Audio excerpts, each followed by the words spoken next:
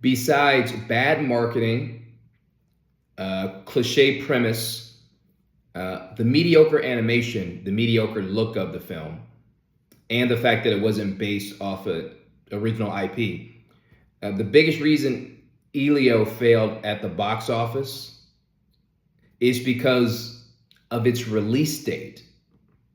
That's, I think, above all, the biggest reason why Elio failed at the box office. Um, Disney and Disney Pixar are two different entities, but they're within the same company. Disney just released Lilo and Stitch just a couple weeks ago, and Lilo and Stitch was a smash hit. They released it during Memorial Day weekend, and then just like 3 or 4 weeks later, you release Elio, and it's just too close. It's too close to be releasing your biggest films. Uh, Two big films. Disney and Pixar have to work together to make sure they're not releasing films too close together.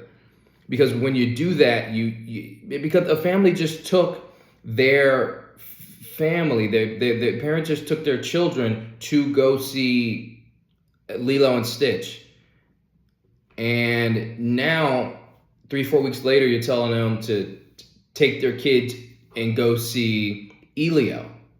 Like, there's only so many movies a family is going to see in a summer, or only so many movies a family is going to see throughout the year at a movie theater. There's only so many movies. So spread them out a little bit. Make them feel like events.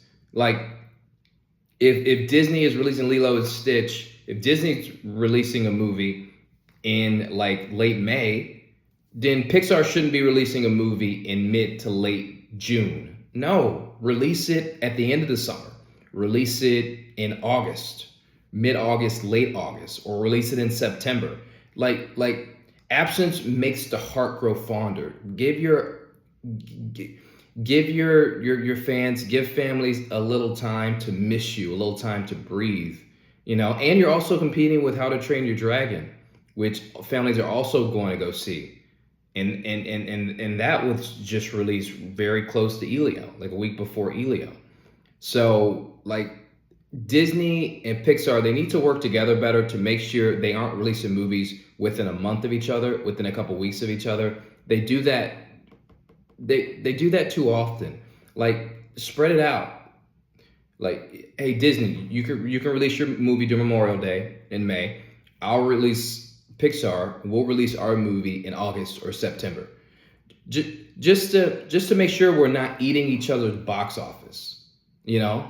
Otherwise, families are just gonna say, hey, I just took my kids to the movie theater like not too long ago. So you know what? This Pixar movie, it doesn't look that great. The story, it looks like a cliche premise. The animation doesn't look, it's not anything to write home about. The animation doesn't look special. So you know what? I'll just wait till it goes on streaming, till it goes on Disney Plus.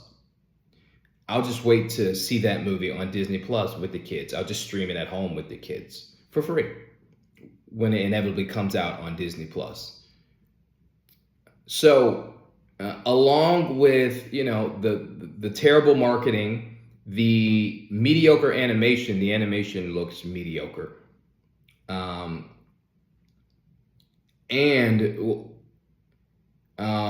the fact that it's not based on an original IP that people already love, which unfortunately does get people out to movie theaters if you do make a good sequel. Along with those things, but most importantly, the release date matters. So Disney and Pixar have to do a better job of making sure they're not releasing their movies too close to each other, because they're going to eat into each other's box office.